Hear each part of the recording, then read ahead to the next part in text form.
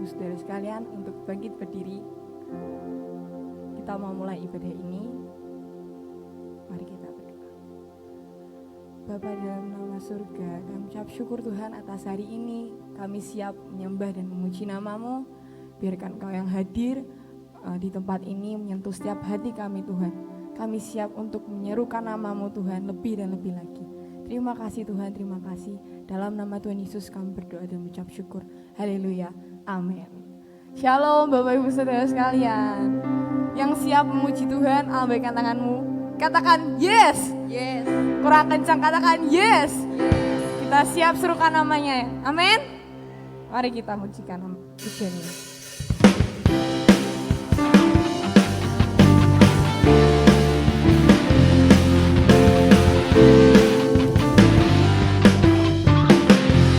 Tuhanku Maha Besar.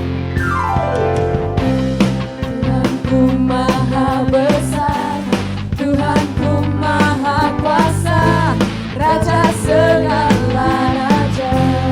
Dia takkan tergoyahkan, Dia takkan tergoyahkan, Dia takkan terkalahkan. Dia hidup dan berkuasa.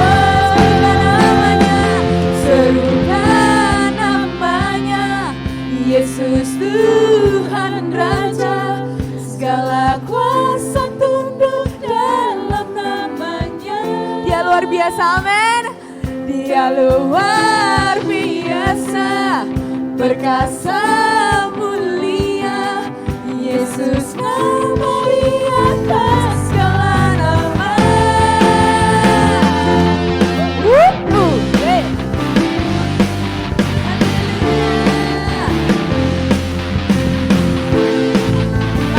Dari awal, oke?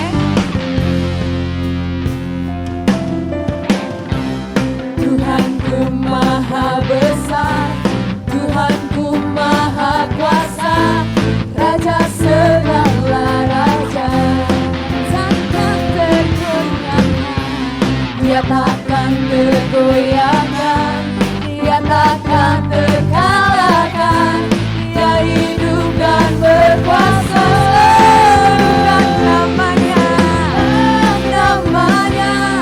Yesus Tuhan Raja, segala kuasa tunduk dalam namanya.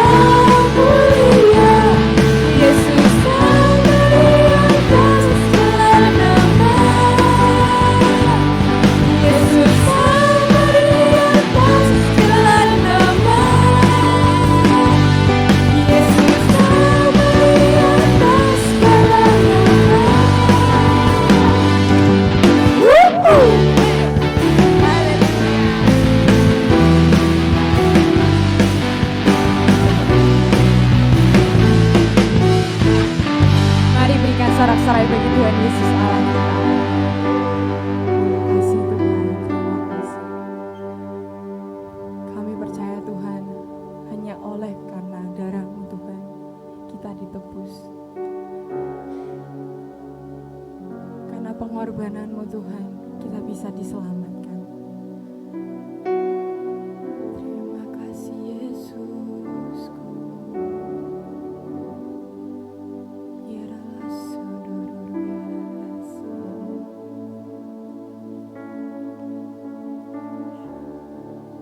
Oleh kuasa darah-Mu, Kau telah tebus dosaku. Kekudusan-Mu melingkupiku. Kasih-Mu mengalir memulihkan hidupku.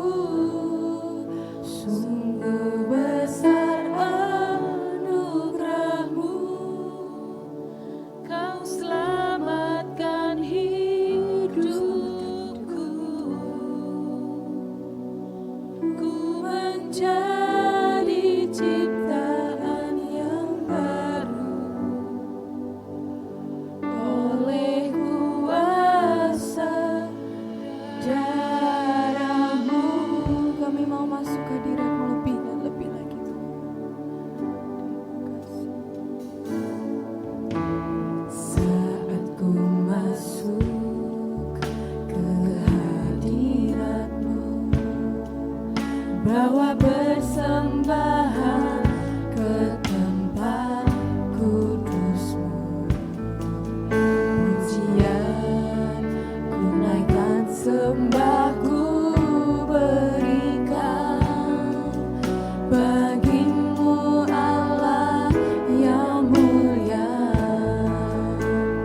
Kau layakkan-Ku menghampiri-Mu.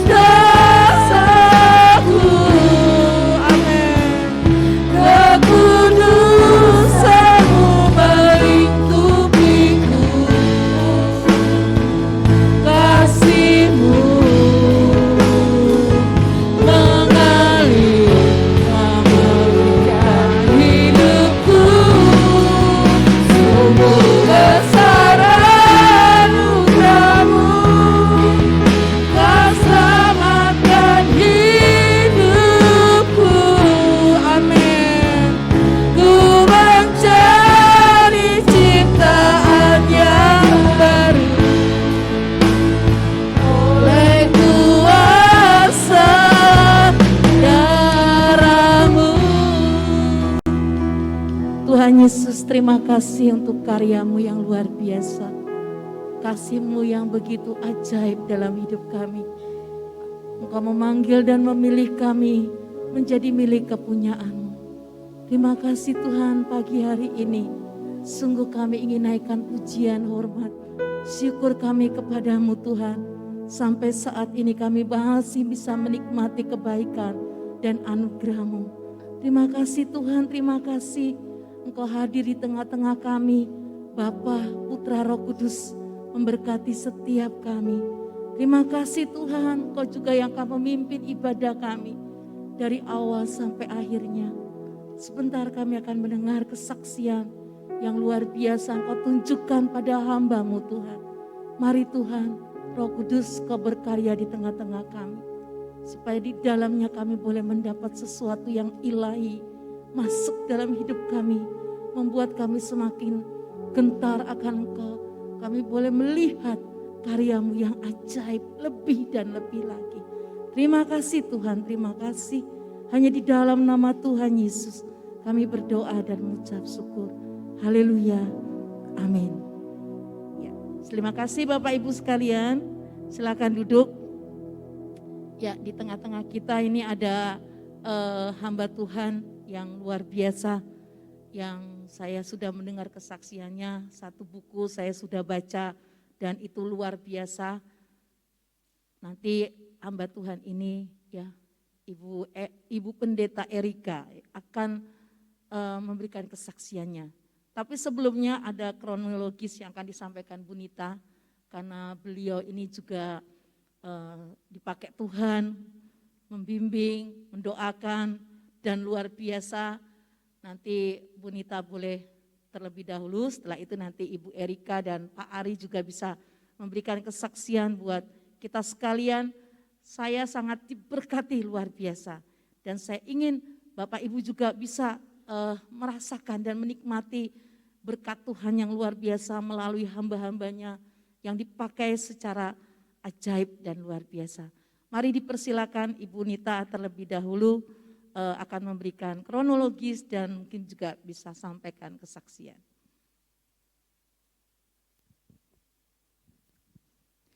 Selamat pagi jemaat yang dikasihi Kristus.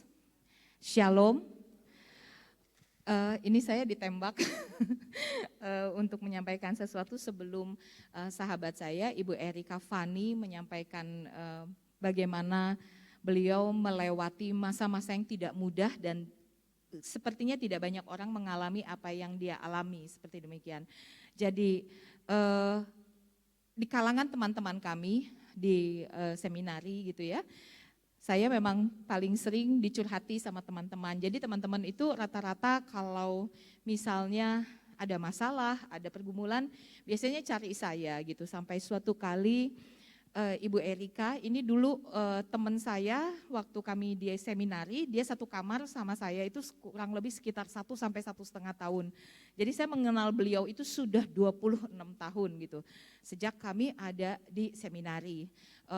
Sebuah seminari sekolah teologi Mandarin pada saat itu gitu ya.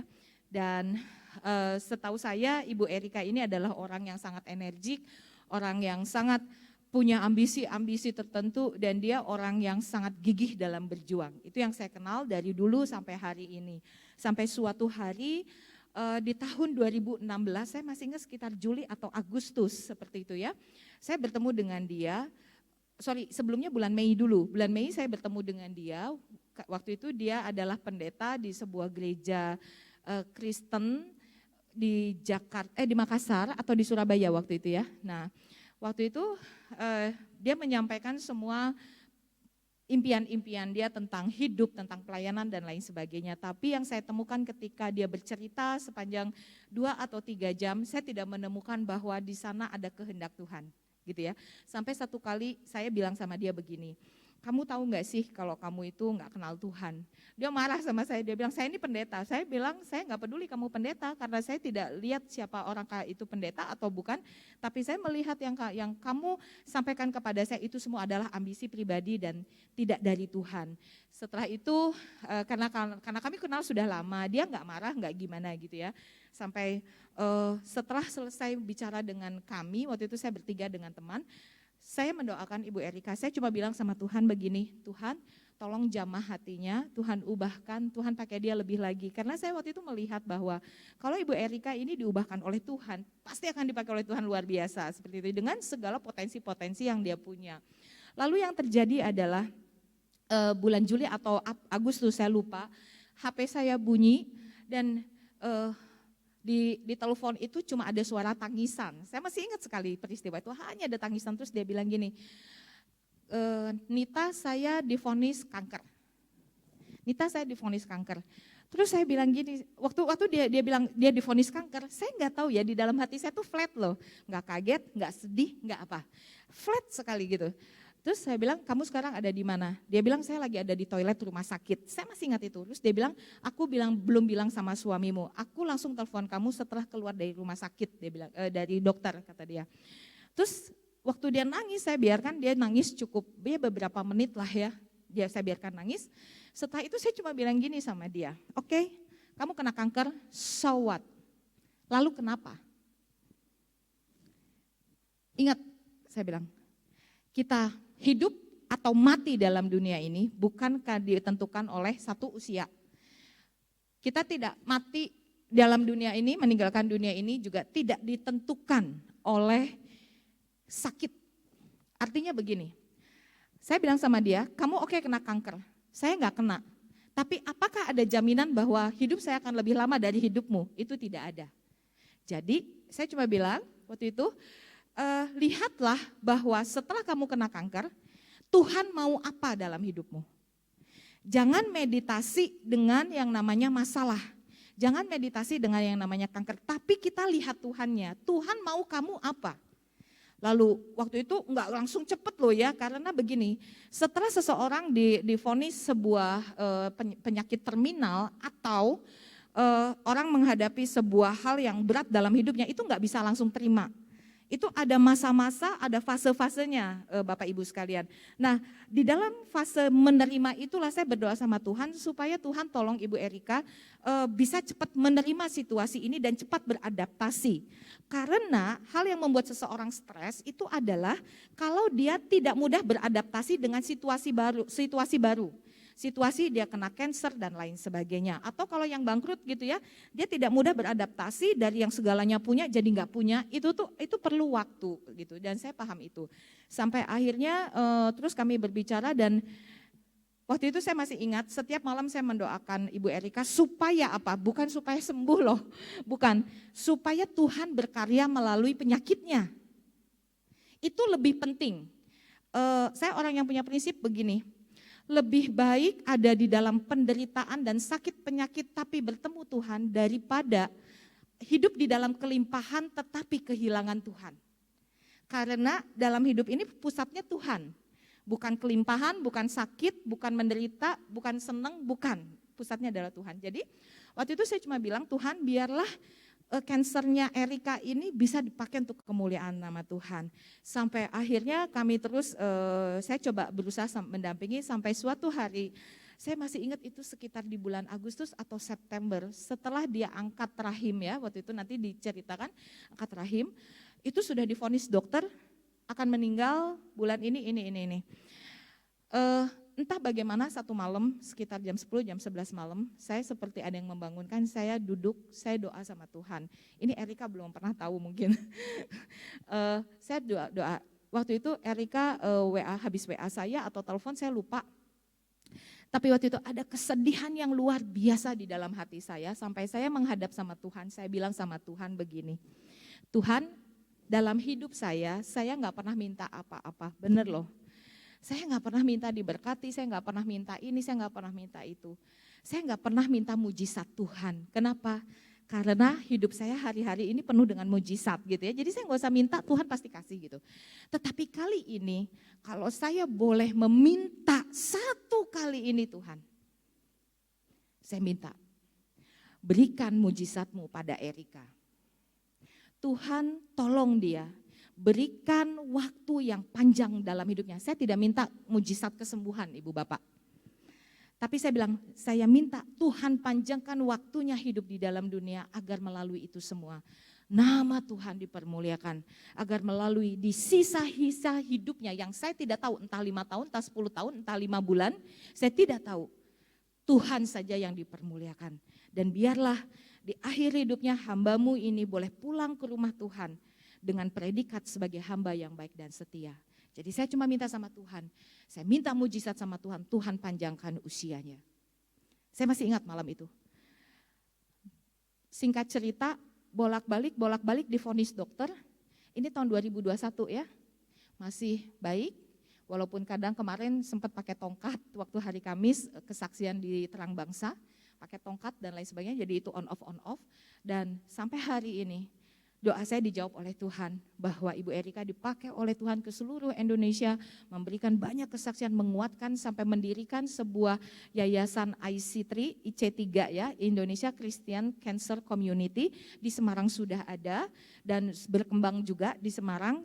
Anggotanya adalah orang-orang kanker atau pendamping orang kanker, disebutnya caregiver dari seluruh denominasi gereja, di mana secara kerohanian, secara psikologis dari IC3 ini dirawat luar biasa. Saya masuk ke dalam WA group mereka dan beberapa orang guru dari Terang Bangsa yang juga menjadi cancer survivor dan dan caregiver itu juga ada di dalamnya. Dan banyak orang yang dikuatkan di dalamnya. Itu yang di Semarang saja, tapi ini sudah ada di seluruh Indonesia, di Jakarta. Jadi setiap kota itu ada IC3-nya. Dan saya bersyukur bahwa sampai hari ini Ibu Erika terus dipakai Tuhan. Bapak Ibu boleh lihat nanti di dalam YouTube-nya. Baru-baru ini juga masuk ke dalam Solusi. Nanti ada stasiun TV lain yang akan mengundang beliau juga dan lain sebagainya. Membuat buku, menulis buku.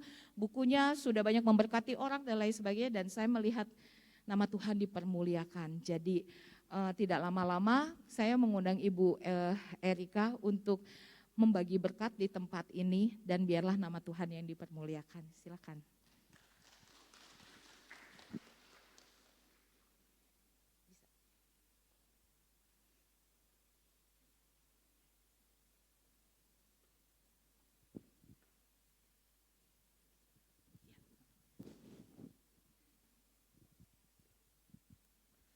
Shalom semuanya, selamat pagi. Videonya 1 menit.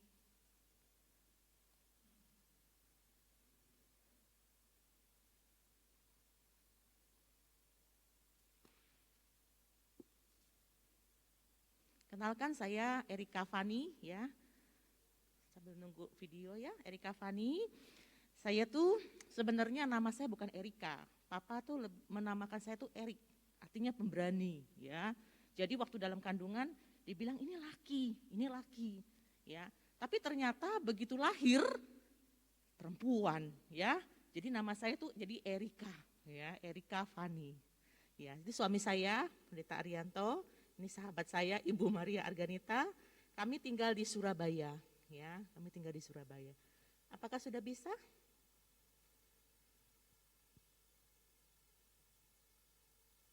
Suaranya.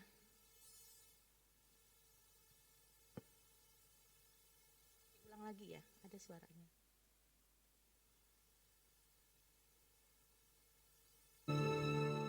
Boleh diulang?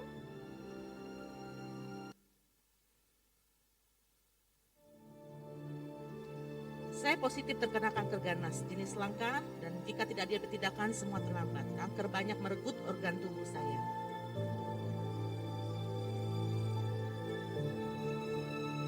Rasanya tidak percaya. Di hari ulang tahun pernikahan, kondisi saya semakin lemah. Saat bersamaan hilang orang yang saya cintai. Hidup berada pada titik terendah. Mampukah saya tetap bertahan, iman seperti apa yang saya miliki? Apa rencana Tuhan melalui kanker ini? Dapatkah saya percaya diri, hidup seperti dulu?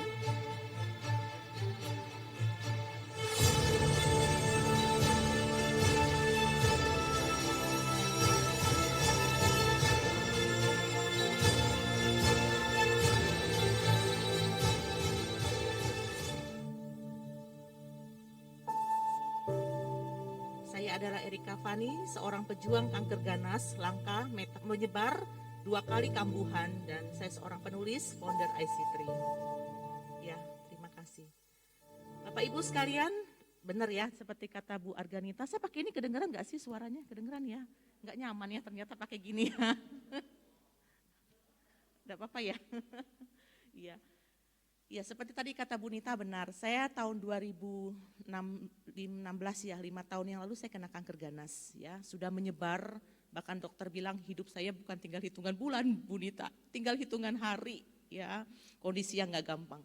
Kanker saya dari rahim itu menyebar sampai ke 2 indung telur saya, kiri kanan saya kena, menyebar ke kelenjar getah bening, ya dia ada di sana, menyebar lagi ke serviks dan gak cukup, sampai ada di paru-paru ya, hidup benar-benar dibuat dalam titik minus, habis-habisan.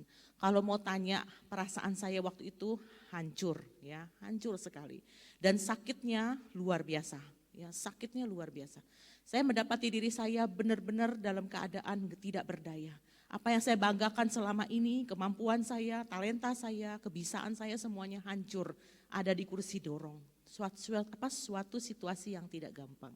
Dan bukan hanya itu ya, di saat yang bersamaan keluarga kami pun harus berantakan. Anak-anak masih kecil, mereka harus ditinggal di kota, kami berangkat, suami saya mendampingi saya ya untuk berangkat berobat, itu tidak mudah. Ekonomi kami dijungkil balikan ya. Saya pikir dengan asuransi saya bisa membayar diri saya, ternyata asuransi saya pun tidak bisa membayar saya. Ya, semuanya dibuat Tuhan benar-benar di dalam titik minus, ya. Dan dalam keadaan seperti itu, justru saya mendapatkan titik balik, ya, titik balik hidup saya justru mendapatkan Tuhan. Selama ini saya berasa bahwa saya mengenal Tuhan sudah cukup, karena saya seorang anak pendeta. Dan saya begitu tamat SMA menyerahkan hidup menjadi hamba Tuhan. Di sekolah selama 5 tahun, saya pikir dengan bekal seperti itu sudah cukup, tetapi tidak. Mengenal Tuhan secara benar dan lengkap. Di kanker itulah justru pertobatan hidup saya total di hadapan Tuhan. Ya, saya ingat sekali waktu bulan Mei itu Bu Nita ketemu saya ya, sebelum saya tahu diri saya kanker. Sebenarnya saya sudah tahu kenapa. Saya tidak tahu saya sakit, cuman saya mengalami pendarahan yang sangat hebat. Ya, 1 jam itu saya ganti 3 pembalut. Itu enggak gampang. Bahkan dia sampai ngucur ke lantai ya, saya harus ngepel itu darah saya. Saya merasa ada sesuatu yang berbeda dalam diri saya. Jadi waktu bulan Mei itu Bu Nita ketemu saya, dia ngomong itu, ya beginilah ya sahabat yang baik ya. Enggak, karena dia tahu ya sifat saya seperti apa ya. Jadi dia langsung bilang, kamu tuh enggak kenal Tuhan. Saya ya marah sama dia.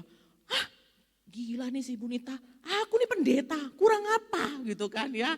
Tapi bagi saya itu pukulan omongan yang membuat saya berpikir. Saya merasa nih orang salah ini ya, salah. Nah, tetapi konseling yang kedua, saya sih bilang konseling ya. Waktu saya tervonis kanker, keadaan yang sulit, papa mertua meninggal ya, saya benar-benar berat. Satu sore dia datang ke saya di apartemen. Itu saya aja di sana sama anak yang paling kecil, dia datang. Dan saya melihat itu adalah sebuah konseling yang sangat efektif ya. Dia datang ke saya dan itulah titik balik hidup saya. Itu mindset saya terbuka. Dia ngomong kepada saya. Ya, selama berapa jam. Tapi itu membuat mindset saya berubah. Setelah dia pulang, saya berlutut minta maaf sama Tuhan. Ya, saya bilang saya mau cari abu, saya pikir gitu ya. Saya mau tempel di muka saya, di rambut saya, di kepala saya. Menandakan saya menyesal di hadapan Tuhan. Saya sudah jahat sama Tuhan, saya membangkang sama Tuhan. Saya enggak sopan sama Tuhan, saya berbuat yang tidak sesuai yang Tuhan mau. Saya minta maaf kepada Tuhan. Saya bertobat total di hadapan Dia. Sejak saat itu sampai hari ini, ya, saya melihat bahwa pertobatan itu harus radikal. Pertobatan itu enggak bisa sedikit demi sedikit, ya, enggak bisa. Pertobatan itu adalah sebuah hal yang harus radikal. Sampai hari ini, pertobatan itulah yang membuat saya melihat Tuhan memberikan saya visi justru di kanker. Tuhan berjumpa dengan saya di dalam penderitaan saya. Tuhan mengasihi saya luar biasa. Bukan karena kata orang, tapi saya melihat Tuhan secara nyata. Ya, Bapak Ibu, itulah yang membuat saya melihat perubahan yang luar biasa yang Tuhan kerjakan di dalam mindset saya, cara berpikir saya. Ketika saya minta maaf kepada Tuhan, saya bertobat di hadapan Tuhan, apakah langsung berarti Tuhan tarik kanker saya sembuhkan? Enggak loh, enggak Bapak Ibu. Saya dibiarkan Tuhan masih harus berproses, ya, masih harus berproses. Berproses lagi, dokter bilang ada di paru-paru. Wah ampun ya, pantes saya kok rasa ngap sekali ya. Ada di paru-paru. Wah ini enggak gampang. Apakah cukup sampai di situ? Enggak juga ya, enggak juga. Saya hanya punya orang tua, papa. Dan di saat seperti itulah, dalam waktu yang cepat sekali ya, saya dalam keadaan yang drop sekali. Bahkan dari kamar mandi sampai ke kamar tempat tidur saya pingsan karena enggak kuat badan saya menghadapi pengobatan yang sakit sekali. Saya ingat papa mertua meninggal dunia. Ya, waktu saya menjalin radiasi yang ke-9, saya tidur di pangkuan papa. Saya ingat sekali, saya bilang, "Papa ini kok sakit sekali." Papa saya cuma bilang gini, "Erika, kamu masih punya Tuhan." Itu kalimat membuat saya nangis ya, nangis sekali. Terus dia itu 1 minggu kemudian saya kan gak bisa apa-apa, sering pingsan karena gak kuat, sakitnya luar biasa. 1 minggu kemudian papa saya meninggal dunia. Ya, itu diproses Tuhan. Saya seperti tanaman ya, tanaman ini yang dicabut total akarnya. Sekarang apa yang kamu mau andalkan dalam hidupmu? Gak ada, sudah gak ada. Apa? Kebisaanmu gak ada, dicabut. Papamu dicabut, apalagi kepintaranmu. Saya sampai amnesia loh, saya ngalamin tuh lupa ingetan. Saya lupa saya udah nikah belum, saya lupa saya punya anak enggak. Dicabut semuanya, sekarang apa yang kamu mau andalkan? Bapak Ibu, itulah titik balik yang Tuhan proses ya. Sampai akhirnya ketika papa di rumah duka, saya dilarikan suami ke rumah sakit karena sudah pucat sekali muka. Ini pucat sekali, sudah terkulai di tempat tidur di belakang rumah duka itu ya Bu Nita ya. Terkulai, suami saya larikan saya ke UGD, rumah sakit itu ada UGD ya. Kemudian infus ya. Infus tuh hampir nggak bisa terima cairan infus. Tubuh saya nggak, susah sekali ya, susah sekali. Sampai di kaki, di mana dicoba-cobain ya. Nah, ketika infus itu sudah bisa berhasil, saya seperti segar sekali ya. Kemudian saya ikut kedukaan papa ya. Saya datang dengan kursi dorong. Suami saya dorong saya dengan kursi dorong. Aduh benar-benar habis total dalam hidup saya. Cuman mindset saya sudah berubah. Hari itu saya berkata kepada Tuhan, saya sudah kehilangan banyak. Saya sudah kehilangan organ tubuh saya. Saya sudah kehilangan papa saya. Saya kehilangan keutuhan rumah tangga. Semuanya berantakan. Saya kehilangan impian saya. Saya kehilangan kesehatan saya. Tetapi saya berkata kepadamu Tuhan, kalau Tuhan menyembuhkan saya pasti sembuh. Tapi kalau Tuhan tidak menyembuhkan saya tetap akan mengikuti Yesus sampai saya mati. Ya, setelah itu saya memutuskan sama suami tidak mau kemo dan berhenti radiasi. Tolong jangan ikutin saya ya, jangan ikutin saya. Berobat terus ya, berobat. Kenapa? Karena waktu itu saya berpikir saya sudah siap sekarang. Kalau Tuhan panggil saya pulang. Saya mau pakai waktu saya bersama keluarga. Ya. Setelah itu Bapak Ibu, saya belajar loh arti berdiam diri di hadapan Tuhan. Ya, 1 tahun saya belajar retreat, diam diri di hadapan Tuhan. Enggak enak Bapak Ibu, berdiam diri itu enggak enak. Ya, tipe saya yang punya ini, pikir ke sana mau ke sini, harus diam diri. Semua pintu ditutup sama Tuhan. Enggak gampang. Tapi setelah 1 tahun kemudian Tuhan menggelisahkan dengan sebuah visi yang nanti akan saya khotbahkan pada hari ini tentang misi Tuhan. Ya, visi itu jelas sekali. Aku datang untuk mencari dan menyelamatkan yang hilang. Saya gelisah sekali dengan visi itu. Kemudian saya bertanya siapa itu Tuhan? Si bungsu dan si sulung. Saya nangis loh. Saya bilang sama Tuhan, kenapa Tuhan kasih saya visi bukan pada waktu saya masih kuat? Bapak Ibu badan saya sehat ya, seger ya. Tapi saya sudah banyak kehilangan loh. Saya udah gak punya empedu, saya udah gak punya rahim, saya gak punya kedua indung telur. Kelenjar getah bening saya sudah diangkat ya, ada beberapa tempat yang diangkat. Itu benteng pertahanan saya. Saya sudah gak punya, ada serviks sebagian yang diangkat ya. Nanti akan lihat lagi 2 tahun kemudian saya relapse lagi ya. Payudara saya diangkat, kelenjar getah bening saya lagi diangkat lagi ya. Jadi saya sudah banyak kehilangan. Kenapa Tuhan memanggil saya bukan pada waktu saya masih kuat. Sekarang saya mudah capek ya, saya mudah letih. Ya kadang-kadang saya juga mesti pelan-pelan ya, bergerak itu gak bisa seperti dulu. Saya nangis di hadapan Tuhan. Ya firman itu berkata, bukan kamu yang memilih aku, tapi aku yang memilih kamu. Aduh ya ampun, saya bilang siapa saya ini Tuhan. Saya itu cuma debu di hadapanmu. Ya, saya itu cuma debu, saya gak ada gunanya. Kanker ini benar-benar menyerang kepercayaan diri saya. Saya merasa tidak seperti perempuan lagi, ya. Benar-benar dihancurin sisi kepercayaan diri saya. Kenapa Tuhan memilih saya? Ya. Tapi itulah yang menjadikan sebuah visi. IC3, Indonesia Christian Cancer Community, sebuah komunitas Kristen untuk para pejuang kanker dan caregiver dengan sebuah misi, visi, mengenalkan satu persatu pejuang kanker dan caregiver kepada pengenalan akan Tuhan yang benar serta mempersiapkan mereka kepada sebuah kekekalan. Ya, seperti Bu Nita bilang, hidup ini pasti mati. Mati tidak selalu syaratnya sakit. Orang bahagia pun bisa mati. Tapi alangkah sedihnya ketika mati nggak tahu mau kemana. Ya, jadi itu penting. Nah, Bapak Ibu sekalian, sejak saat itu ya kami melayani Tuhan, melayani orang-orang kanker dalam dan luar negeri. Ya, Bapak Ibu percaya nggak, setiap bulan saya tidak pulang ke rumah 21 hari sampai 25 hari. Ya, tanya suami saya. Kadang saya pergi sendiri, ya, pulang cuma beberapa hari, terbang lagi, terbang ke kota-kota dan benar-benar anak kami 3, saya masih punya anak yang kecil. Hati ini, ya, saya bisa merasakan bahwa saya percaya Tuhan jaga mereka. Seperti itu loh, Tuhan pasti jaga mereka. Melayani satu persatu. Bahkan ada orang kanker yang mau terjun ke lantai 9, ya. Betul, karena apa? Sakitnya luar biasa. Saya melayani juga orang yang sudah siap pisau di bawah tempat tidur. Ya, saya harus membawa dia untuk kembali pada konsep yang benar. Saya juga berhadapan dengan kuasa gelap. Wih, selama kami mengembalakan gereja ya, saya tahu ada kuasa gelap, tetapi tidak pernah seperti sekarang. Ya, sampai seperti itu, nggak main-main ya pekerjaan Tuhan. Luar biasa nama Tuhan dimuliakan. Ya, terus sampai keliling. Desember 2018, itu 2016. Desember 2018 saya dapat hadiah Natal dari Tuhan. Bapak Ibu mau hadiah? Ya, saya dapat hadiah Natal dari Tuhan Pak Gembala. Hadiah Natalnya apa? Kanker saya hidup lagi.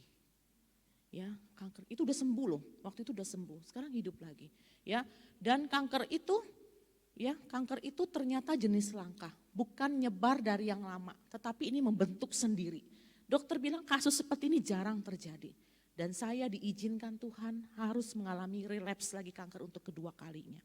Ya, dan itu kanker dalam hitungan bulan, ternyata kanker di payudara saya itu sudah menyebar lagi ke kelenjar getah bening. Wah, itu berat sekali, sudah menyebar lagi. Ya, saya sudah bilang Bu Nita, kali ini saya nggak mau jalanin operasi. Ya, saya sudah siap. Bu Nita bilang, tetap berjuang ya. Aduh, saya ingat sekali ya. Ya, saya mau nggak mau berjuang. Bapak Ibu, saya masih keliling loh itu. Masih keliling dengan membawa kanker saya. Kadang-kadang saya diserang ketika saya di atas mimbar. Dia serang saya ketika saya melayani orang. Ya, dia serang saya masuk ke pedalaman, mandi air hujan, minum air di hujan ya, naik motor, itu kanker saya bawa kemana-mana. Ya, masih saya keliling-keliling sampai bulan Juli ya. Jadi Juni akhir itu saya masih ada di kota-kota. Jadi besoknya saya masuk ke meja operasi. Besoknya saya pulang, saya siap menyerahkan diri, kembali lagi masuk meja operasi, mengalami pembedahan yang besar. Ya, pembedahan yang besar, diangkat, jadi saya sekarang sudah punya golden hand. Golden hand itu tangan mahal, ya. Jadi nggak boleh kena luka, kalau kena luka saya harus lari ke rumah sakit. Tangan ini kapan aja ancaman limfedema, bengkak. Kalau udah bengkak, waduh, seumur hidup. Ya, seumur hidup dan itu tidak nyaman ya. Dan tubuh saya secara kapasitas saya sudah nggak bisa ngangkat barang lebih dari 2 kilo. Karena organ tubuh saya sudah banyak yang nggak ada. Ya, tapi apakah itu membuat saya tidak bisa kemana-mana? Ya tetap kemana-mana lah. Saya bawa baju saya. Caranya bagaimana? Kan nggak boleh diangkat. Jadi saya bisa ngapain? Ya saya dorong. Ya, kan dorong kan boleh. Kalau angkat kan nggak boleh ya. Tapi tetap seperti itu ya. Jadi pada waktu setelah operasi saya melihat diri saya, wah dihajar lagi ya sama kanker ya. Dan masih tenteng-tenteng kantong darah itu, saya masih kunjungan loh ke orang yang sakit, nguatin. Ada anggota kami yang berobat ke sana, sekalian saya kuatkan ya.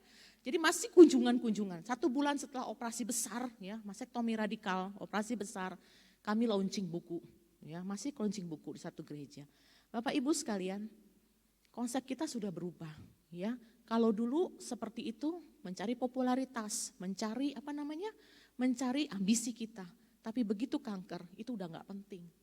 Bagi saya yang terpenting bukan pujian manusia. Bagi saya yang terpenting adalah nanti kalau saya pulang ya, saya tidak membawa dengan tangan kosong. Saya mau Tuhan sendiri yang menyambut dan mengatakan hambaku yang setia. Ya, Bapak Ibu sekalian, saya masih berjuang dengan kanker saya. Saya masih berjuang. Hari ini saya masih ada satu benjolan dalam tubuh saya. Ya, masih ada satu benjolan. Tapi bagi saya, ya, mendapatkan Tuhan jauh lebih penting daripada mukjizat itu sendiri.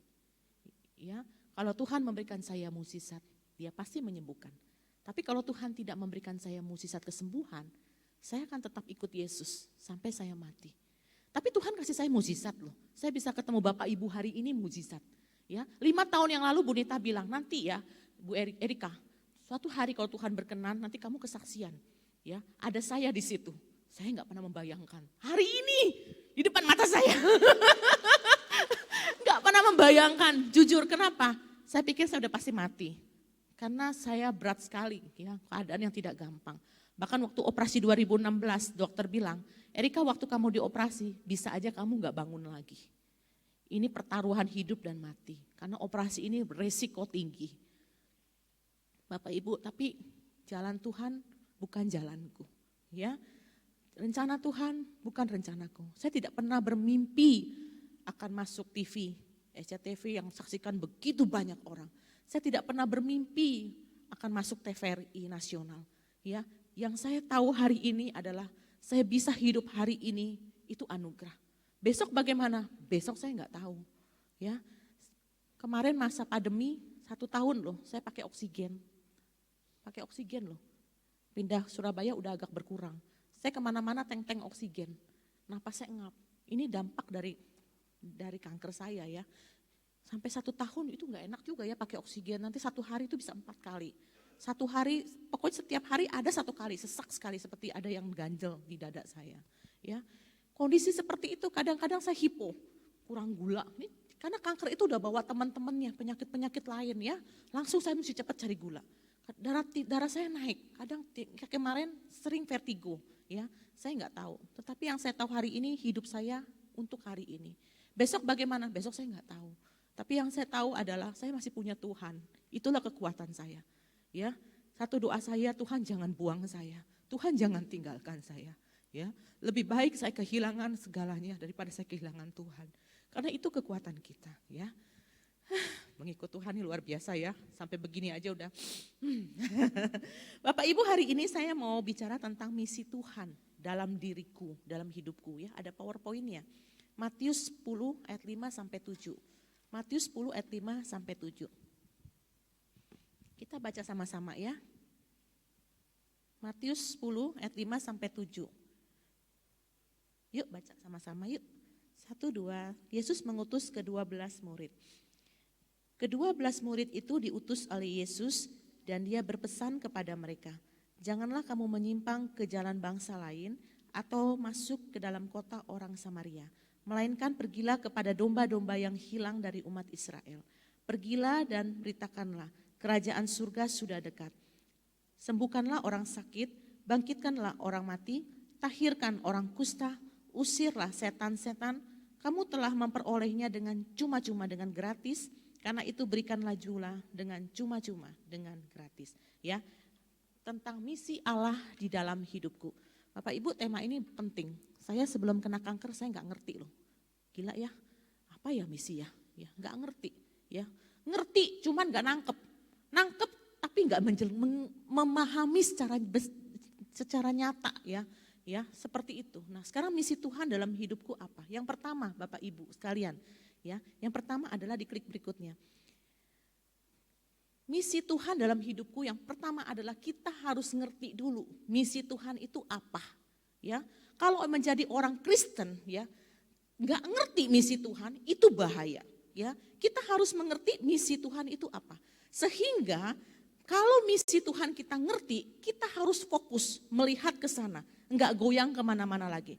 Dalam Matius 10 ayat 5 dibilang apa? Tuhan Yesus berpesan kepada murid-muridnya mengatakan, jangan menyimpang ke jalan bangsa lain, ya. Jangan melihat ke sana ke sini, ya, ke Samaria, tapi fokus kepada domba-dombaku yang di Israel. Ini misi Tuhan. Tuhan memanggil 12 murid dan memberikan kuasa kepada 12 murid, ya, Bapak Ibu. Kuasanya apa? Kuasanya menyembuhkan, mengusir setan, membangkitkan segala macam. Tetapi yang Tuhan mau, kuasa itu dari Tuhan. Murid-murid tidak boleh fokus kepada kuasa itu, tetapi fokusnya kepada siapa? Ada misi Tuhan di balik kuasa yang Tuhan berikan. Ya, misi Tuhan itu apa? Di dalam Markus 10 yang kita baca tadi, misi Tuhan jelas. Beritakanlah bahwa kerajaan Allah sudah dekat.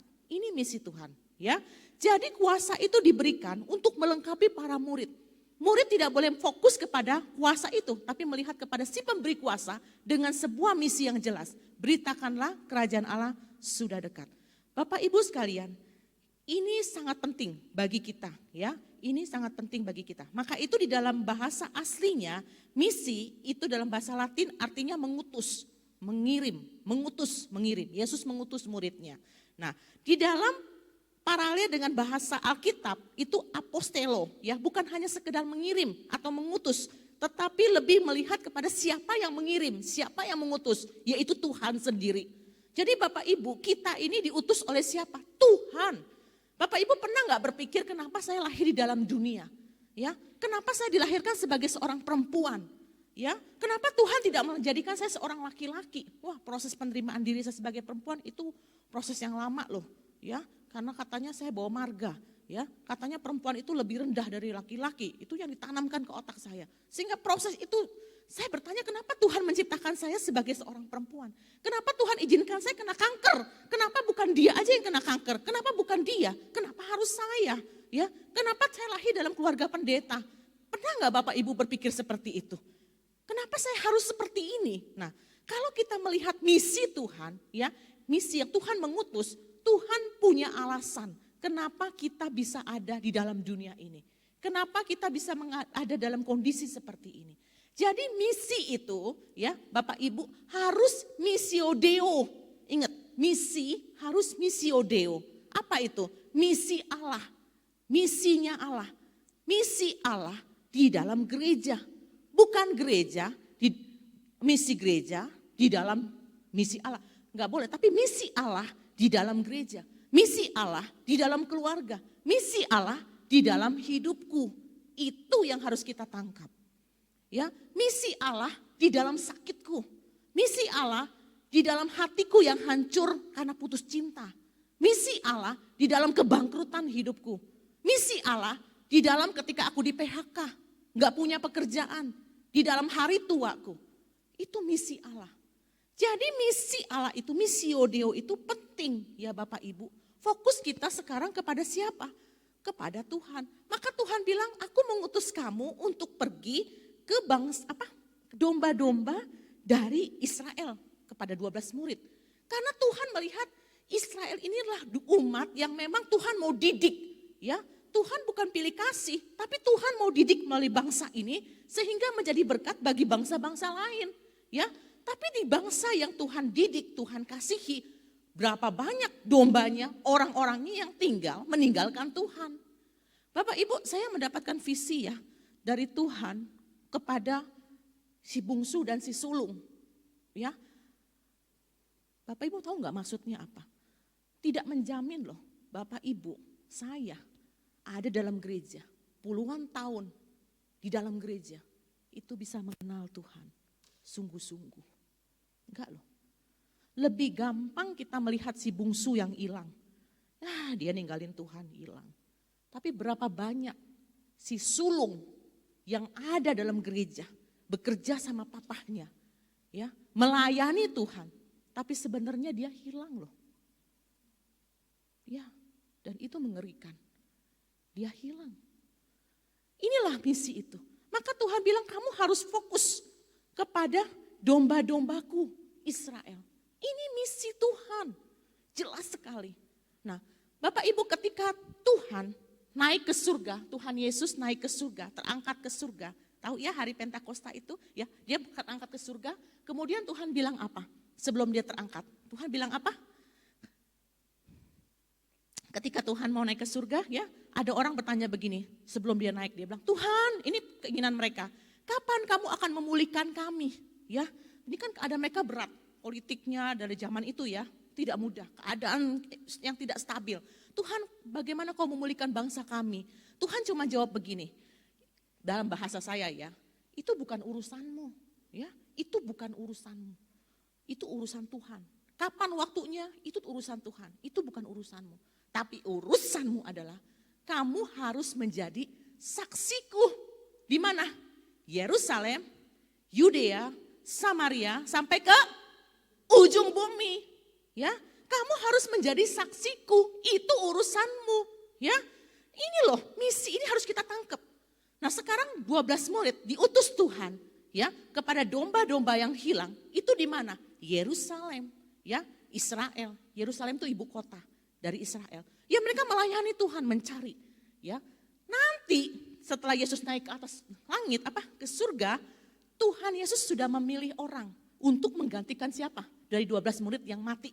Karena apa? Menjual Tuhan Yesus kan demi 30 keping uang perak. Ya. Siapa itu namanya? Yudas kan? Yudas mati kan? Nah, terus siapa? Petrus bilang begini, kalau gitu kan 11 orang kurang. Kata Mazmur bilang itu harus ditambahkan, jabatannya diserahkan kepada orang. Kalau gitu kita buang undi. Siapa yang akan menggantikan si Yudas? Itu cara manusia, ya buang undi. Ada 2 pilihan, Yusuf sama satu lagi Matias ya.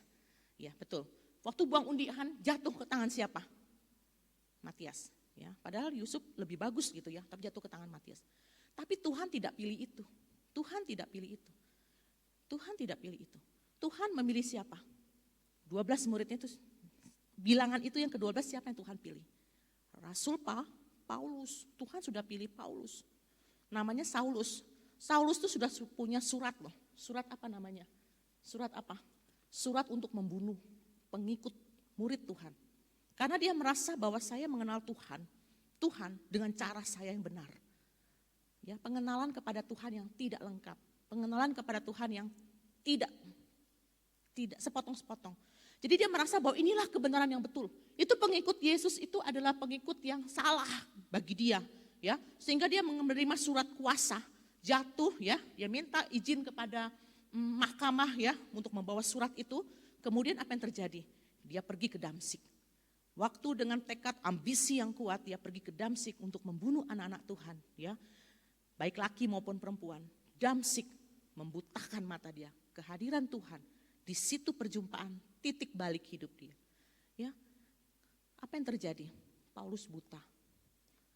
Waktu dia bertemu dengan sinar yang terang, ya Saulus, waktu itu namanya Saulus, dia bilang, ada suara bilang begini, Saulus, Saulus, mengapa engkau menganiaya aku? Saulus bilang apa? Siapakah engkau Tuhan? Konsepnya udah berubah ya.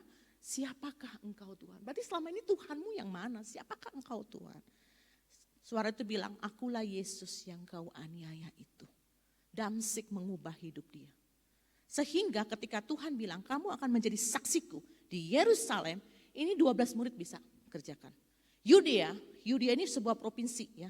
Saya mesti baca yang saya tulis nih ya. Ya, Yudea itu sebuah provinsi. Tetapi ini 12 murid nggak bisa masuk, ya, nggak bisa masuk. Yang bisa masuk cuma beberapa murid saja, ya. Petrus, Filipus, ya, itu yang bisa masuk hanya beberapa murid. Yudea, Samaria ini adalah sebuah bangsa kambing campuran. Jadi dibilang ini bukan orang Israel Tulen, ini nggak boleh disentuh ini, ya, ini tidak diakui. Samaria, tapi ini perpaduan Israel dan tidak Israel. Ini tidak gampang loh mengubah mindset orang. Karena mereka umat pilihan. Ketika sekarang didobrak, kamu harus menjadi saksiku keluar Samaria. Ini cuman Petrus yang bisa, ya. Tapi itu pun nggak gampang melalui Cornelius ya, betul ya. Ya itu nggak gampang loh, nggak gampang. Sehingga dia juga harus tarik ulur, nggak gampang ya. Tapi dia yang bisa tembus, yang lain nggak bisa nih jadi saksi Tuhan. Tapi sampai ke ujung bumi siapa yang bisa? 12 murid nggak bisa tembus. Yang bisa, yang Tuhan sudah siapkan adalah siapa? Paulus, ya. Paulus ini yang Tuhan sudah siapkan. Paulus menembus ke ujung bumi. Di mana itu? Roma. Paulus punya 2 warga negara, Yahudi dan Romawi, ya. Dan 2 warga negara inilah yang membuat Paulus bisa nembus sampai ke ujung bumi. Berbicara tentang Kristus, misi Tuhan, berbicara sampai ke ujung bumi. Dia tangkap misi itu. Dia berbicara sampai ke ujung bumi. Ketika bicara tentang ujung bumi, Paulus berhadapan dengan Kaisar. Paulus bilang, Kristus adalah Tuhan. Sekarang ujung buminya Roma. Roma bilang Kaisar adalah Tuhan. Ya, itu yang membawa Paulus kembali diseret, ya, diseret masuk ke penjara. Tapi itu yang membuat dia bisa berdiri di hadapan Kaisar untuk membuktikan, memberitahukan, bersaksi bahwa Kristus adalah Tuhan. Luar biasa loh, luar biasa. Bapak Ibu sekalian, kita harus tangkap visi Tuhan itu apa dalam hidup kita. Ya, saya nggak pernah membayangkan akan melayani orang kanker, terminal illness, ya, orang-orang yang sudah di ujung kematian. Bahkan pernah Tuhan izinkan kita bisa melayani orang meninggal tepat di depan mata kami. Doa pelepasan, itu nggak pernah kami alami. Tuhan izinkan loh seperti itu, mendampingi di saat waktu yang detik-detik menjelang kematian. Itu pun kami nggak pernah alami dulu. Tapi Tuhan izinkan menembus sampai kemana? Ke ujung bumi. Ya, misi Tuhan itu yang pertama ya Bapak Ibu sekalian, kita harus ngerti misi Tuhan, kita harus tangkap misi Tuhan itu apa. Jadi hidup ini bukan bicara lagi tentang diriku, tapi bicara tentang Tuhan di dalam hidupku. Jadi ketika Anda dalam kesulitan hidup, pergumulan, air mata, penderitaan, lihat misi Tuhan itu apa. Ya, Tuhan tidak akan pakai kita selama kita nggak ngerti misi Tuhan itu apa. Ya, selama kita belum berjumpa dengan Tuhan ya, kita harus mengerti misi Tuhan itu apa di dalam hidup kita. Dan Tuhan mau kita menjadi saksi Tuhan. Ya, di Yerusalem, gereja, keluarga, Yudea, pekerjaan kita, Samaria, keluar sampai ujung bumi. Di mana ujung bumimu? Di mana ujung bumiku? Disitulah aku harus berkarya. Bapak Ibu sekalian, menangkap misi Tuhan, ya, menangkap misi Tuhan, menjadikan kita melihat, bersaksi, menjadi gaya hidup. Kita nggak usah jadi pengkhotbah, percaya Yesus, masuk surga, ya nggak usah begitu juga. Tapi orang kan melihat gaya hidupmu, ya, gaya hidupmu, teladanmu, dan apa yang kamu saksikan tentang Tuhan yang hidup dalam hidupmu. Kamu akan menjadikan bersaksi itu gaya hidup kamu, kemanapun kamu pergi. Kamu akan bersaksi tentang Tuhan, ya, dimanapun, di kereta api, di jalan, kamu akan menjadikan gaya hidupmu bersaksi. Bapak Ibu, saya kalau di Pontianak, di Kalimantan Barat, ya, saya itu kalau pakai baju kan, saya udah nggak ada payudara kan, ya, cuek aja. Itu pintu saya untuk masuk. Jadi ketika orang lihat, kok aneh ya badannya, nggak sinkron gitu ya, nggak. Tapi itu pintu saya sekarang. Ya, untuk apa? Untuk menceritakan bahwa saya punya Tuhan. Kalau saya nggak punya Tuhan hari ini, pasti saya sudah mati. Mati dalam ketakutan, mati dalam kebinasaan. Ya, betul. Ini pintu untuk apa? Memperkenalkan, ayo kenal Tuhan. Tuhan itu besar, Tuhan itu hidup. Betul, Tuhan di dalam Yesus Kristus. Ya, maka itu yang pertama Bapak Ibu. Tentang misi, kita harus tangkap misi Tuhan itu apa. Ya, yang kedua Bapak Ibu, yang kedua apa? Klik berikutnya di PowerPoint. Yang kedua adalah, apakah saya ini pengikut atau murid Tuhan ketika menjalankan misi Tuhan dalam hidupku? Yang pertama tadi apa? Kita harus apa? Ayo tangannya begini, tangkap apa? Misi Tuhan, ya, tangkap misi Tuhan. Kairos Tuhan, tangkap misi Tuhan. Itu bisa hilang, tapi kita mesti jelas misi Tuhan kita harus tangkap. Yang kedua adalah, apakah saya pengikut atau murid Tuhan? Oke, tadi yang pertama apa? Menangkap misi Tuhan. Sekarang saya tanya, misi Tuhan apa? Sebelum masuk pengikut dan murid, misi Tuhan apa? Apakah misi Tuhan hanya sekedar bagi-bagi sembako di foto, cekrik, di-upload di Facebook? Misi Tuhan. Apakah cuma sekedar begitu? Kalau begitu Mas, saya percaya Bu Nita udah duluan. Ya, saya percaya kita udah duluan. Bukan itu. Misi Tuhan apa? Yohanes 3 ayat 16. Bilang apa? Karena begitu besar kasih Allah akan dunia ini. Besar kasih Allah akan dunia ini, sehingga dia mengaruniakan anaknya yang tunggal. Supaya setiap orang yang percaya kepadanya tidak mati dalam kebinasaan, melainkan beroleh hidup yang kekal. Jadi misi Tuhan adalah apa? Ya, apa itu? Apa itu? Mencari orang yang berdosa supaya mereka tidak mati dalam kebinasaan, tapi mendapatkan hidup yang kekal. Itu misi Tuhan. Matius 10 tadi bilang apa? Beritakanlah kepada orang karena kerajaan Allah sudah dekat. Itu misi Tuhan. Apalagi aku datang untuk mencari dan menyelamatkan yang hilang. Itu misi Tuhan. Jadi kita tangkap misi itu. Oh berarti saya kemanapun saya pergi, saya harus menjadikan gaya hidupku bersaksi supaya mereka itu melihat misi Tuhan. Supaya kamu tidak binasa, tapi mendapatkan hidup yang kekal. Kisah Rasul 4 ayat 12 bilang apa? Tidak ada keselamatan di kolong langit ini yang diberikan kecuali kepada itu misi Tuhan. Nangkep ya? Jadi nangkep misi Tuhan tuh bukan sekedar tangkap apaan, tangkap nyamuk, tangkap air, tangkap udara, bukan. Tapi nangkep ini toh misi Tuhan. Jadi kemanapun saya pergi, saya betapa indahnya kaki-kaki orang yang membawa kabar baik. Ya, kabar baik itu siapa? Kristus Yesus. Itu misi Tuhan. Jadi kalau kita bagi-bagi aksi sosial kita lihat ini misi Tuhan. Ya, misi Tuhan. Jadi bukan sekedar bagi-bagi, misi Tuhan. Melayani Tuhan, liturgi, kita harus melihat ini orang yang ada di sini nih yang mimpin pujian, bukan hanya sekedar misi nyanyi. Ya suara gue bagus loh di dunia loh, bukan itu. Bukan itu, waktu kamu melayani pujian, kamu harus lihat di antara mereka yang hadir, mungkin hari itu mereka sedang tersesat jalan hidupnya. Mungkin hari itu mereka sedang dalam keadaan terluka. Mungkin hari itu mereka sedang bergumul. Mungkin hari itu mereka memutuskan mau bunuh diri. Dan mereka datang dalam ibadah gak tahu mau ngapain. Jadi ketika kamu melayani, kamu membawa misi Tuhan bahwa apa? Aku datang untuk mencari orang-orang seperti kamu, Kristus itu. Itu loh misi kita. Jadi kemanapun kita pergi. Saya sampai hari ini sejak 5 tahun ini saya melihat khotbah saya ya adalah khotbah yang pertama dan terakhir loh. Buat siapa? Buat yang dengar. Berapa banyak saya khotbah gak ketemu lagi. Atau mungkin khotbah saya yang terakhir buat saya juga gak tahu. Tapi ini adalah kesempatan kita nangkep misi Tuhan. Makanya misi itu ajar mereka untuk bertobat, berbalik sama Tuhan. Termasuk kita ya. Yang kedua tadi apa? Yang kedua adalah misi Tuhan dalam hidupku. Ini akan kesulitan kalau kita mesti pilih. Yang tadi apa? Pengikut atau murid Tuhan. Itu Matius 28 ayat 19. Ya, jadikan semua bangsa muridku ya. Jadi ini pengikut atau murid Tuhan. Ketika Tuhan mengutus 12 murid ya, Tuhan sudah bilang harus kepada begini. Nah, kita mesti lihat saya ini pengikut atau murid Tuhan. Beda Bapak Ibu. Pengikut sama murid itu beda.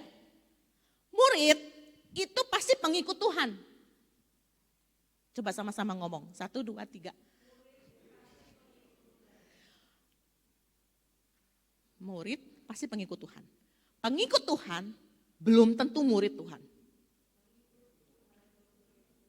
Yes. Pengikut Tuhan banyak, berbodong-bodong mengikut Tuhan, mengikut Yesus. Yesus cuma bilang begini, dia ngomong satu kalimat, langsung pengikutnya kelepek, tinggalin dia. Yesus cuma bilang begini, belakangnya sama Petrus itu siapa ya Bu Maria? Petrus ya, dia cuma bilang begini, kamu gak ikut pergi juga? Pergilah. Tuhan gak penting pengikut. Orang banyak-banyak, berapa jumlah yang datang kebaktian? Ribuan, wah puji Tuhan. Yesus bilang berapa yang datang? Ribuan. Gak penting, yang Tuhan cari adalah murid. Murid. Apa beda pengikut sama murid?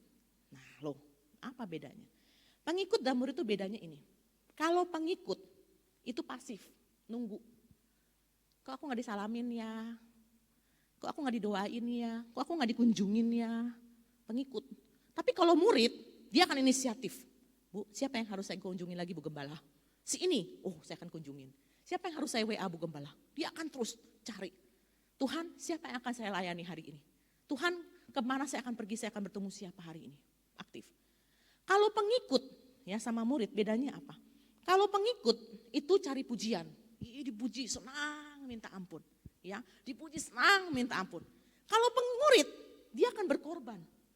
Dia akan berkorban untuk Tuhan. Meskipun gak ada lah kita gak bisa berkorban buat Tuhan ya. Gak bisa. Tapi berkorbannya karena apa? Rasa syukur kepada Tuhan. Ya, kita kalau lihat, saya sih gak puji Ibu Nita ya. Tapi saya lihat dia gila-gilaan loh. Kadang saya lihat dia WA, ya ilah jam segini masih di situ. Ya, kalau kita jadi murid kita akan ngerti. Segitu mah gak ada apa-apanya. Ya, tapi kalau seorang pengikut, aku nih kerja loh. 8 jam kan Bu Nita, kenapa kerja 10 jam? Gaji dong tambahan, ya kan? Itu pengikut. Kalau nggak dipuji, marah. Nah itu nggak bisa, pengikut itu lain sama murid. Ya. Terus kalau pengikut itu apa? Pengikut itu terjebak rutinitas. Kalau murid suka perubahan. Ya, pengikut itu ya rutinitas saja kayak begitu. Nggak ada inisiatif, ya pasif, puji-puji rame-rame, ya habis itu pulang, ya. Kalau murid enggak, dia suka perubahan. Tuhan mau bentuk saya apa lagi? Berubah lagi. Tuhan mau bentuk saya apa lagi? Berubah lagi. Ya, itu murid dan pengikut. Terus yang ketiga. Sekarang saya tanya Bapak Ibu sekalian, sebelum masuk yang ketiga. Kalian puas enggak hanya menjadi pengikut Tuhan aja? Atau mau jadi murid Tuhan? Murid Tuhan tahan banting. Murid Tuhan rela berkorban. Murid Tuhan tidak hitung-hitungan. Murid Tuhan melayani Tuhan sampai mati. Melayani Tuhan di mana? Di pekerjaan, keluarga, dimanapun. Tapi jangan pakai keluarga sebagai alasan kita nggak bisa mau melayani Tuhan. Nggak boleh. Ya, kita melayani keluarga, tapi kita tetap harus lihat misi Tuhan apa. Bukan cuma keluarga ya layani, kasih makan, kasih minum, itu semua juga bisa. Tapi lihat misi Tuhan itu apa? Di dalam keluarga kita. Ya, nah seperti itu. Jadi apakah kalian puas hanya menjadi pengikut Tuhan? Saya udah jadi orang Kristen 40 tahun dulu ya. Sekarang saya usia udah 45 tahun. 40 tahun, apakah saya puas? Bagi saya puas, ternyata salah, nggak boleh. Kamu harus jadi murid Tuhan. Ditepa kayak apapun, tetap kuat. Emas murni, ini emas ya. Masuk dapur peleburan api, keluar tetap emas. Itu murid Tuhan. Ya, tapi kalau emas murni keluar jadi kayu, itu pengikut. Mudah patah hati, mudah kecewa, mudah marah, mudah ngambek. Pak Gembala capek ya? Capek banget. Ya, jangankah Pak Gembala, Tuhan Yesus juga, saya rasa dia akan sedih. Tapi enggak juga lah, Tuhan Yesus mah enggak begitu. Ya, justru kita yang mesti takut kalau Tuhan enggak pilih saya jadi murid. Ya, kita harus jadi murid Tuhan. Ya, ku mau jadi muridmu, seumur hidupku. Ya, harus menjadi murid Tuhan. Yang ketiga, ya, misi Tuhan dalam hidupku apa? Yang ketiga adalah pertanyaan yang penting. Sudahkah saya mengenal siapa Tuhan? Itu yang penting. Nangkep misi Tuhan. Yang kedua, saya mau menjadi murid Tuhan. Yang ketiga adalah, sudahkah aku mengenal siapa Tuhan? Ini penting. Penting banget. Ya, Tuhan yang mana? Ya, Tuhan yang mana? Ayub pasal 1 itu dikatakan bahwa Ayub itu seorang yang takut akan Tuhan, yang saleh, ya. Wah, hebat banget dia mah, benar-benar hebat. Tapi di pasal 42, melalui penderitaan, kesulitan, tantangan, saya lihat di muka bumi ini enggak ada orang seperti Ayub. Ya, kalian bisa bilang, Ayub begini-gini, istrinya begini-gini, entar dulu ya. Ayub tuh kayaknya minta ampun. Nggak usah kaya lah, sekarang kita punya rumah kan. Nah, satu kali tiba-tiba rumah kita habis kebakaran. Banjir besar, kebakaran, gempa bumi, habis semua harta kita. Nggak sempat kita selamatkan, baju pun cuma di badan, nggak sempat bisa. Terus di rumah Bapak Ibu punya anak berapa? 1, 2, 3. Hari itu juga anakmu semuanya ada di rumah duka, peti mati semua. Dan kamu berdiri ngeliatin peti mati, itu anakmu semua di situ. Kita anak kehilangan orang tua jauh lebih baik daripada orang tua kehilangan anak. Saya ingat banget Bu Nita tuh ngomong gitu, masih bersyukur ya kamu papamu yang meninggal. Kalau papa melihat kamu yang meninggal lebih susah. Waktu dia datang di acara pemakaman papa, kedukaan papa ya Bu Nita ya. Saya pikir iya benar juga, padahal hati saya hancur banget. Tapi lebih mending daripada papa yang menguburi saya. Betul gak Ibu Bapak? Betul kan? Coba anak Bapak Ibu sakit, kira-kira kamu akan ngomong apa? Kalau boleh sakitnya kasih ke saya, betul gak? Betul. Apalagi kalau sakitnya berat, udah pakai oksigen. Anaknya, hati siapa orang tua gak hancur? Sekarang peti mati semua anakmu di situ. Istri Ayub kuat dia. Caregiver yang hebat saya bilang. Dia kuat. Cinta seorang laki-laki itu diuji ketika punya segalanya. Itu kata dunia. Ya, cinta seorang perempuan diuji ketika gak punya apa-apa. Nah sekarang suaminya gak punya apa-apa. Bangkrut habis-habisan. Yang biasanya mau kemana-mana mewah, sekarang gak punya apa-apa. Habis semua dalam sekejap. Kayak mimpi buruk loh. Cukup itu? Enggak. Anak kesayangan semuanya mati. Cukup? Enggak cukup. Caregiver give up. Makanya kenapa caregiver yang mendampingi orang kanker suka bilang ke Pak Arya, gak kuat ngadepin, capek, gak kuat ngadepin orang sakit tuh capek, bener capek. Hanya caregivernya gak kuat. Ketika apa? Ayub sakit berat, terminal illness. Saya rasa juga itu kanker kayaknya ya, penyakit bara tuh ya, satu badan habis semua. Ini mah udah tunggu mati, apa yang mau diharapkan? Masa depan apa yang bisa diharapkan dari suami laki-laki seperti ini? Gak ada. Asuransi gak ada, apa gak ada? Yang ada apa? Gak ada, habis semua.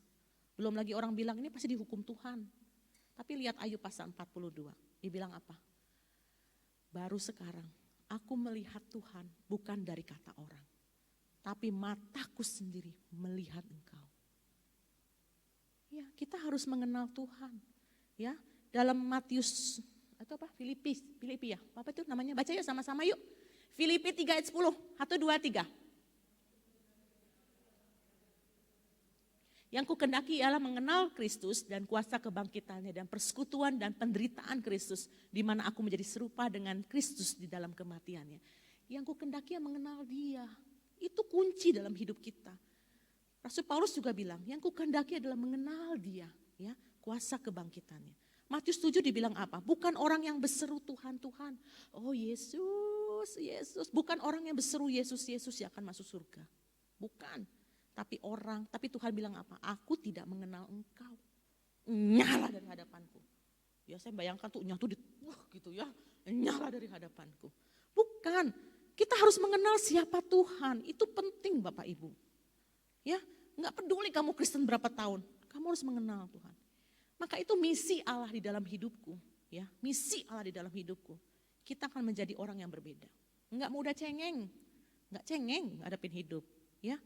Nggak mudah dikit-dikit terluka, apalah itu. Nggak mudah dikit-dikit kecewa, hidup itu berat men. Dunia itu keras, ya. Tapi kalau kita murid, kita lihat visi Tuhan, kita murid Tuhan. Kita mengenal siapa Allah kita. Kemanapun kita pergi, kita percaya Tuhan tidak akan tinggalkan kita. Betul. Saya ini masih berjuang loh Bapak Ibu dengan kanker.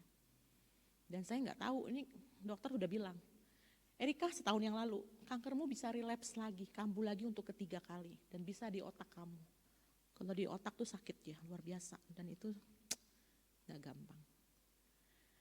Ya, saya masih berjuang. Kadang suka kambuh ya. Ya itulah bawa teman-temannya. Masih berjuang. Bahkan Tuhan izinkan kita harus mengalami banyak sekali guncangan. Ya, tapi itu akan memurnikan kita kok. Ya, memurnikan kita. Untuk apa? Untuk menjadi serupa dengan Tuhan. Melihat Tuhan di dalam penderitaan kita. Doa yuk sama Tuhan yuk. Kita doa sama Tuhan. Musik.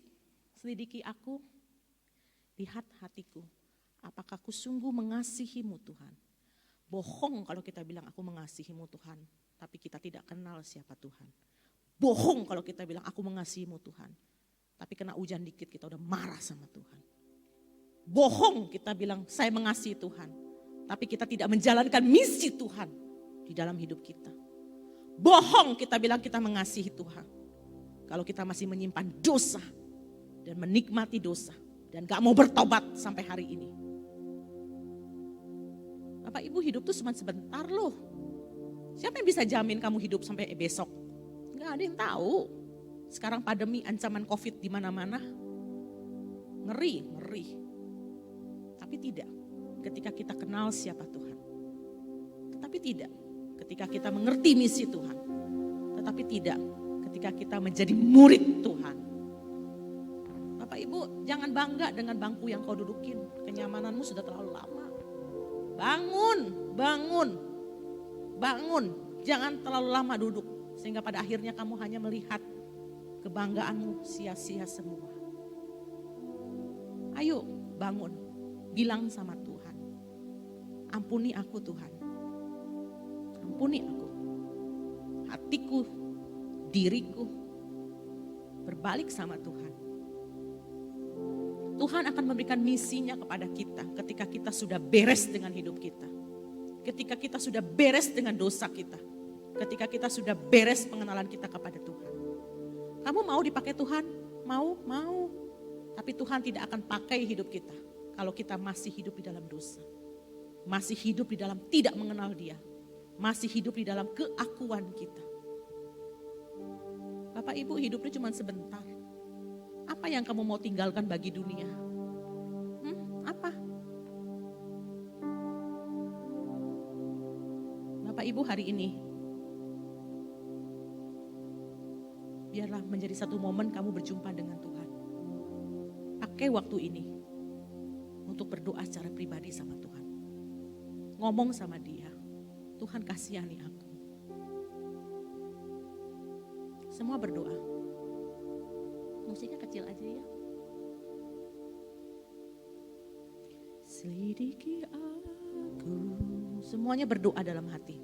Lihat hatiku. Suaranya kecil aja. Iya.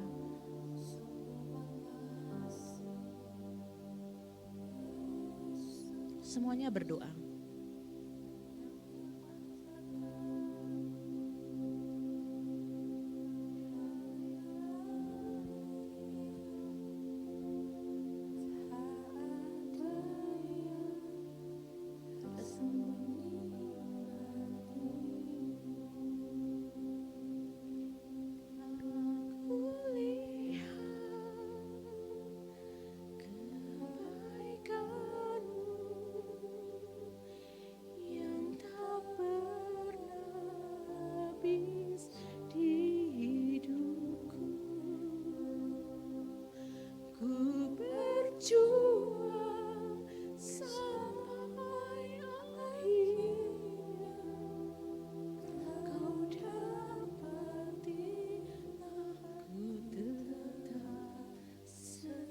Siapa di sini yang bilang, Tuhan aku lelah dalam hidup ini. Tuhan aku capek menjalankan hidup ini. Pergumulanku begitu berat.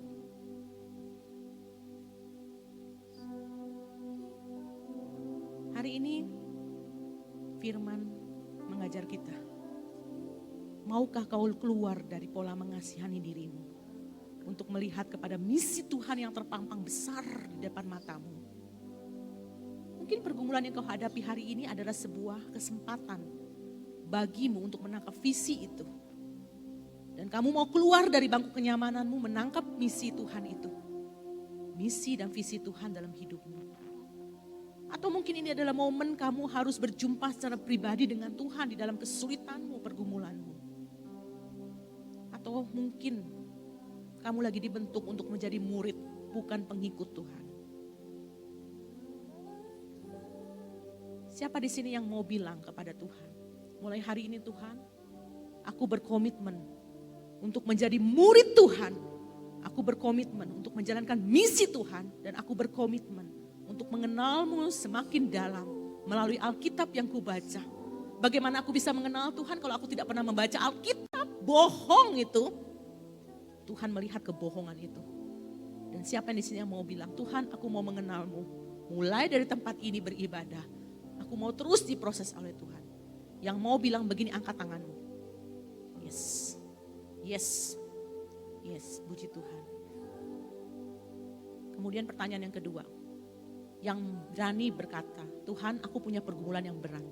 Siapa pagi ini yang mau didoakan? Yang lain gak usah lihat kiri kanan. Berdiri di bangkumu. Tinggalkan bangku kenyamananmu, puji Tuhan. Tinggalkan bangku kenyamananmu, berdiri di tempat dudukmu, puji Tuhan. Ada yang mau berdiri di tempat dudukmu, berdiri di tempat dudukmu yang mau didoakan pada pagi ini. Yang mau didoakan supaya kamu memiliki komitmen yang kuat mengikut Tuhan seumur hidupmu. Masalah hidupmu pasti ada, tidak akan pernah hilang selama kau masih hidup dalam dunia. Tetapi kau mau berkomitmen untuk ikut Tuhan. Yang mau berkomitmen berdiri di tempat dudukmu. Saya mengundang hamba Tuhan, Pak Gembala, Ibu Gembala untuk doakan mereka satu persatu. Ibu Nita, Pak Arianto, singer ya, boleh doakan mereka satu persatu yang berdiri. Tolong boleh hampiri mereka, tanya pokok doanya apa, doakan secara pribadi. Doakan secara pribadi kepada mereka. Kalau mau nangis, nangis enggak apa-apa. Tapi hari ini, besok kamu harus fight lagi, berjuang lagi. Pelihara imanmu sampai mati. Yang mau didoakan boleh berdiri, boleh berdiri, boleh berdiri. Pak Gembala dengan Yang mau didoakan berdiri, ini kesempatan kita untuk mengambil satu komitmen di hadapan Tuhan. Telah kulihat Tuhan kebaikan-Mu di dalam hidupku. Kau sangat baik di dalam hidupku. Kebaikan-Mu melebihi segalanya. Telah kulihat kebaikan-Mu yang tak pernah habis di hidupku. Ku berjuang sampai akhirnya Kau dapati aku tetap setia. Ku kulihat kebaikan-Mu yang tak pernah habis di hidupku. Ku berjuang sampai akhirnya Kau dapati aku tetap setia.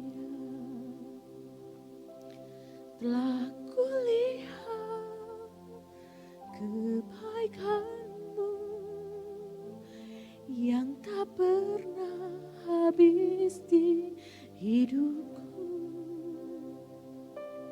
Ku berjuang sampai akhirnya Kau dapati aku tetap setia. Selidiki aku, lihat hatiku, Tuhan terima kasih. Apakah ku sungguh mengasihi-Mu Yesus? Kau yang Maha Tahu dan menilai hidupku, tak ada yang tersembunyi bagi. Telah kulihat kebaikan yang sudah didoakan, boleh duduk di bangkunya ya. Yang tak pernah habis di hidupku. Ku berjuang sampai akhirnya Kau dapati aku tetap setia. Telah kulihat kebaikan-Mu yang tak pernah habis di hidup. Ku berjuang sampai akhirnya Kau dapati aku tetap setia. Kau dapati aku tetap setia. Kau dapati aku tetap setia. Telah kulihat kebaikan-Mu. Saya mengundang Bapak Gembala mimpin dalam doa. Yang tak pernah, ayo bangkit berdiri nyanyikan lagu ini di hidupku. Berjuang sampai akhirnya Kau dapati aku tetap setia.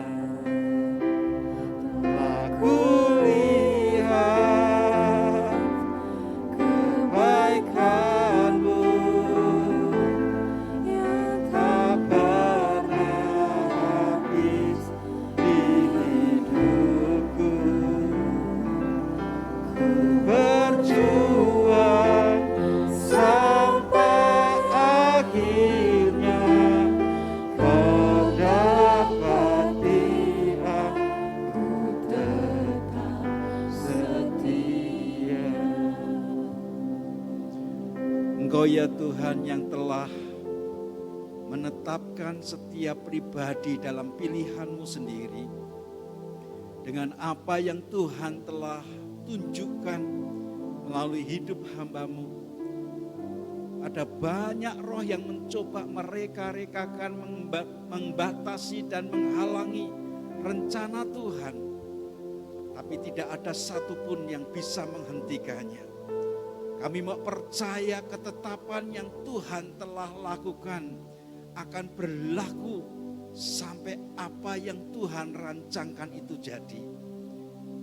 Demikian juga setiap kami yang telah mendengar perkataan firman-Mu. Biar ini menjadi sebuah kehidupan yang baru. Menuntun setiap langkah apa yang Tuhan telah tetapkan. Hingga tidak ada seorang pun yang serong jalan. Kami ada dalam ketetapan-ketetapan Tuhan sendiri. Terima kasih Bapak untuk hamba-Mu yang telah Engkau persiapkan dengan berbagai macam proses yang Tuhan izinkan. Menjadi perbekalan setiap umat-Mu. Sementara kami ada di muka bumi ini, Engkau Tuhan yang mengurapi senantiasa.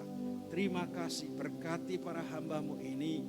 Dan kami tahu belum selesai apa yang Tuhan rindu untuk supaya setiap para hamba-Mu hidupi. Biar semua bisa dikerjakan dengan kekuatan yang datang daripada-Mu sendiri. Sebentar kami juga akan mengembalikan perpuluhan kami, janji iman kami, nasar kami. Dan biarlah Engkau berbicara pada masing-masing kami dalam ketepatan dan ketaatan kami melakukan oleh anugerah Yesus Kristus Tuhan. Demi dan di dalam nama Tuhan Yesus dan semua kita yang diberkati berkata, amin. Silakan saudara duduk. Ada pengumuman yang akan disampaikan lewat video, kami persilahkan.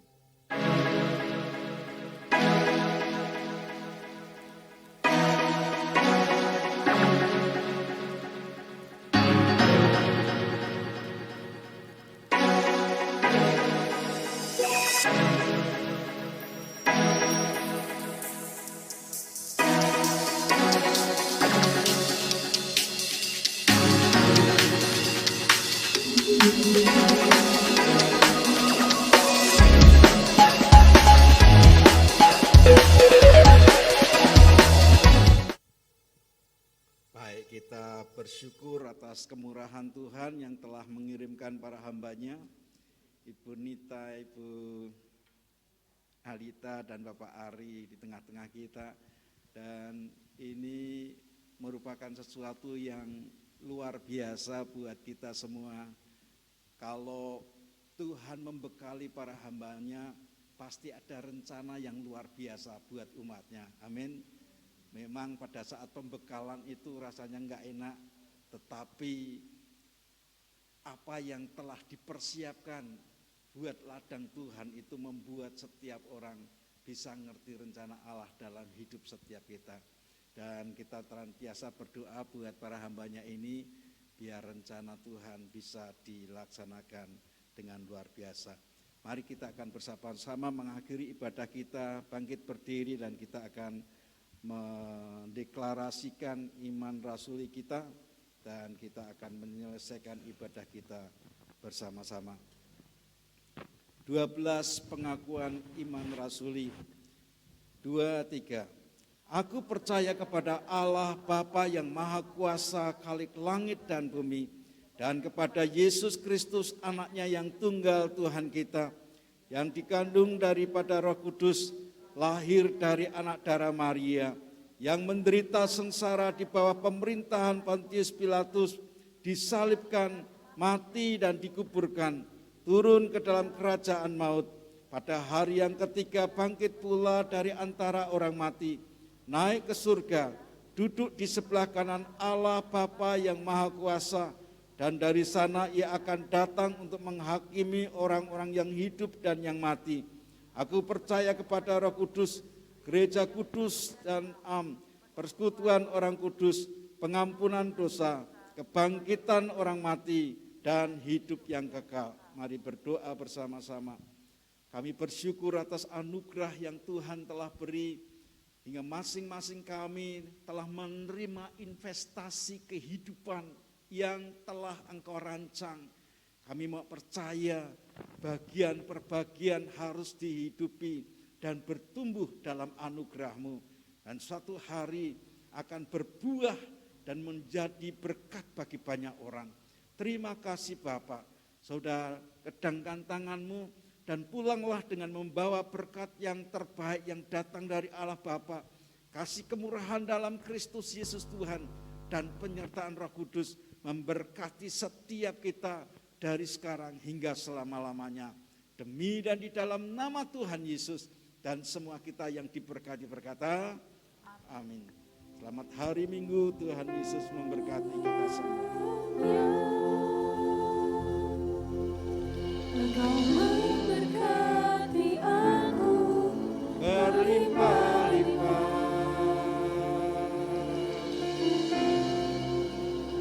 Dan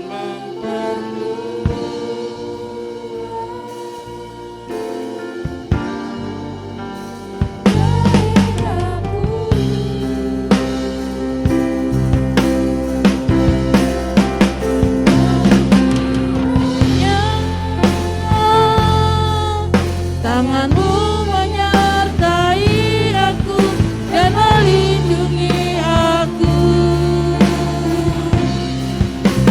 daripada malapetaka, sehingga kesakitan tidak menimpa aku. Selamat pagi Bapak Ibu, ada pengumuman sebentar. Di luar ada buku-buku yang sudah ditulis oleh Ibu Erika, itu sangat bagus sekali. Bapak Ibu boleh membelinya dan itu boleh menjadi berkat. Kalau sudah membaca bisa kita bagikan, kita juga kasih kepada orang-orang supaya melalui buku yang kita baca itu akan sangat memberkati. Terima kasih Bapak Ibu, Tuhan Yesus memberkati.